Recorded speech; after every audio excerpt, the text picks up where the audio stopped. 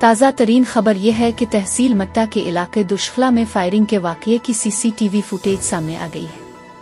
फुटेज में देखा जा सकता है कि नामालूम अफराद ने अचानक फायरिंग करके अशरफ उस्ताद वलद मोहम्मद गफूर को शदीद जख्मी किया। जख्मी को फौरी तौर पर मट्टा अस्पताल मुंतकिल किया गया, जहां इब्तिदाई तिब्बी इमदाद देने के बाद हालत तशवीशनाक होने पर सीधू शरीफ अस्पताल रेफर कर दिया गया। पुलिस के मुताबिक वाक़ये की FIR दर्ज कर ली गई है और मुल्जिमान की तलाश जारी है। पताज़ा खबरों कखी द मट्टा तहसील द दशखेलो पसीमा कखी द डजो पेखी CCTV फुटेज मखी तरागले दा। په فوټیج کې ښکاري چې نامعلوم کسانو په ناڅاپي توګه ډزې او اشرف استاد ولد محمد غفور سخت ژوبل کړي دي. ژوبل سړی سمدستي مټه هسپتال ته وړل شوی، خو د حالت د خرابېدو له امله سیدو شریف هسپتال ته منتقل کړی شوی دی.